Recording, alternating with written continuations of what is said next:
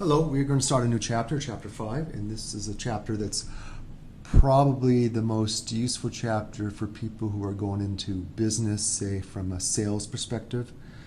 We'll be talking about a concept called elasticity, and elasticity, especially on the demand side, tells us a lot of information on how consumers treat the products that firms are selling. So the main topic of Chapter 5 is elasticity, and the one that takes the most time in Chapter 5 would be the price elasticity of demand. The term elasticity talks about the responsiveness of one variable to changes in another variable. So any kind of elasticity, we want to see how one variable, what kind of magnitude of impact it has on another variable. Does it have a strong effect or does it have a small effect? And so in particular, price elasticity of demand measures the responsiveness of quantity demanded with changes in price. Now, quantity demanded represents the sales of a firm. So the quantity demanded is how much consumers are willing and able to buy, and if that's the exact amount they're buying, that translates into the sales for firms. And so that is critical for any kind of a business, a firm, how much they sell.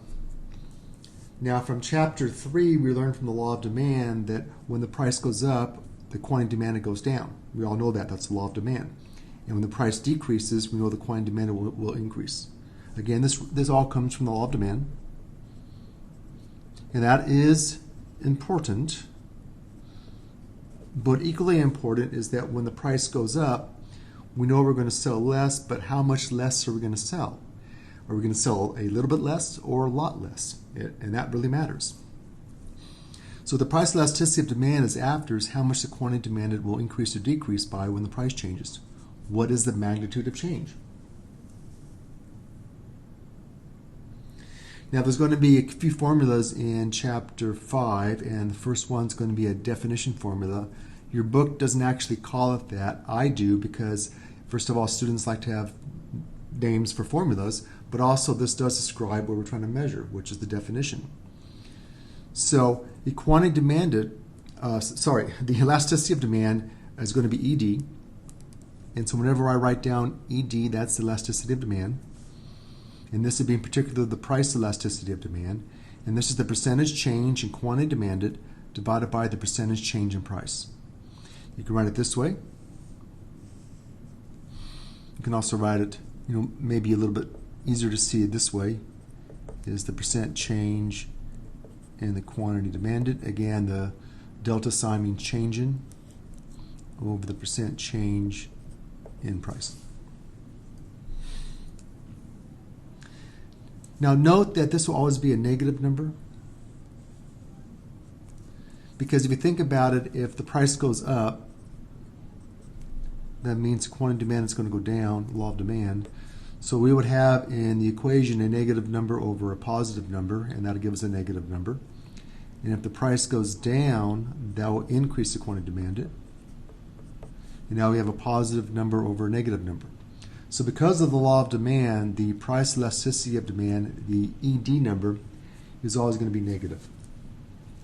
Now that's not a problem per se, but it does make things a little bit more difficult to understand. Because we're going to be comparing the elasticity number, what we call the coefficient, the ED, to 1. Because that 1 tells us whether it's going to be elastic or inelastic. And it's easier to compare to a positive 1 than a negative 1, because if you're greater than 1, a positive 1, that means 2, 3, 4, 5. But if you're greater than a negative 1, that means negative half, negative quarter, and so forth. So that makes it kind of confusing. So simply to make life easier for both the instructor, me, and the student, you, we're going to throw the negative sign away. So mathematically, we're simply going to take the absolute value. So back up here, we're simply going to take the absolute value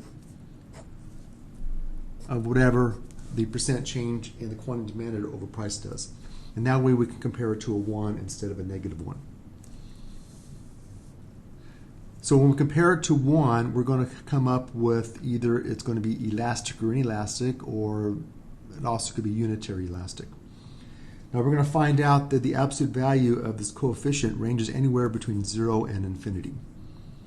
Most numbers are not going to be 0, most are not going to be infinity, most are going to be somewhere a little bit above 1, a little bit less than 1. So we'll be talking about whether a good is elastic or inelastic. And so first of all, let's talk about what elastic means.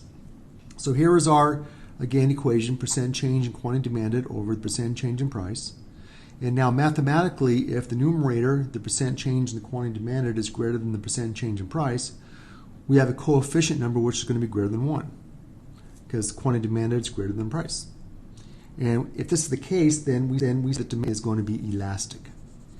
That word, because if something's elastic, it means it stretches. So it stretches a lot. What that tells us is consumers really respond to a price change. For example, if percent change in price, say, is 10%, and then that causes the quantity demanded to change by 20%. So in this case, it's a price increase, so the quantity demanded is going to decrease by 20%. That'll give us 20% over 10%. Again, we don't care about the negative sign. No, technically, this will be what, a negative 20 here. Absolute value will give us 2. The percent signs cancel out, and the negative sign is thrown away because it's an absolute value, so it's 2. What does that tell us? Well, it tells us that any kind of price change, you're going to get twice the effect in your sales. So if your price goes up by 1%, you're going to lose 2% of your sales. If the price goes up by 10%, you lose 20% of your sales. That's a big deal. This tells us that consumers are responsive to a price change. So price matters to these consumers, either when the price goes up or the price goes down. And the more it's over 1, the more elastic the demand is. And so if you have a number that's slightly over 1, maybe 1.2, we'd say that good is slightly elastic. And if the number, in this case, is 2 is actually quite a large number, then that would be quite a bit more elastic. The next case is the opposite, is when the percent change in the quantity demanded is less than percent change in price. Then the demand is said to be inelastic. In this case, the coefficient is going to be less than 1. So an example will be, again, if the price goes up by 10%, but this time the quantity demanded doesn't go down by a large 20%, it goes down by a much smaller 5%. So we have 5% over 10%. It's a 5% decrease, but again, it's absolute value.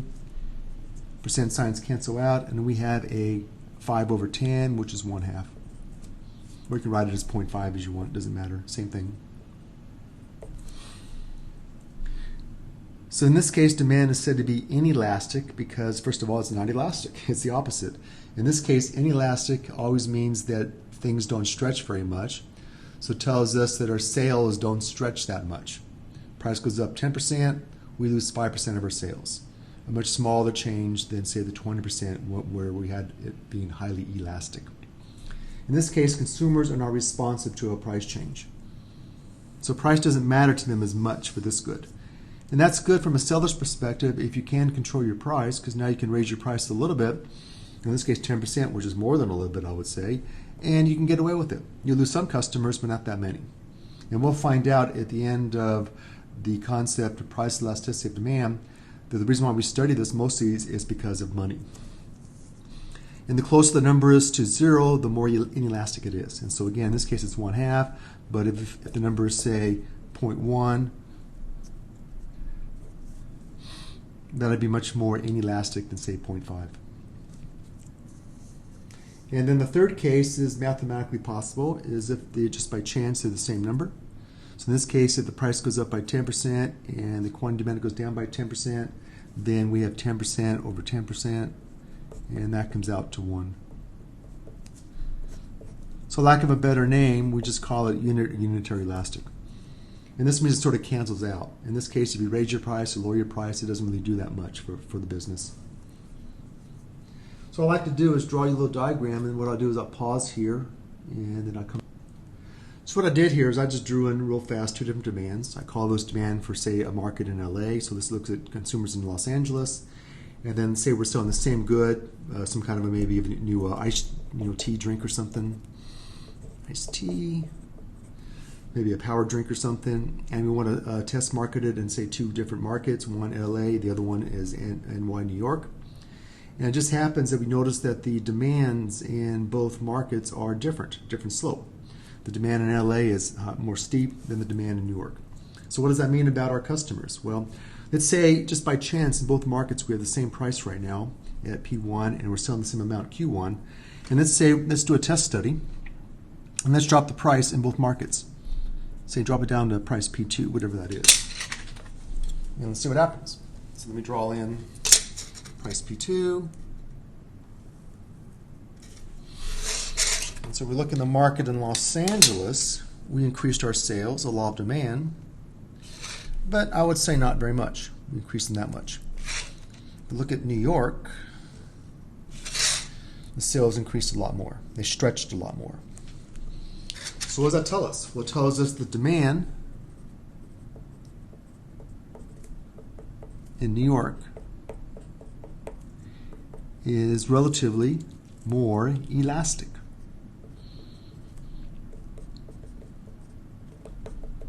than the demand in LA. So I would say for some reason the consumers in New York are more responsive to a price change. The price had a bigger impact on them. They bought a lot more when the price went down the same amount in both markets than the customers in Los Angeles. You can also say that the demand in Los Angeles is more inelastic than the demand in New York. So you can phrase it as the demand in New York is more elastic, or the demand in Los Angeles is more inelastic. Both are correct statements.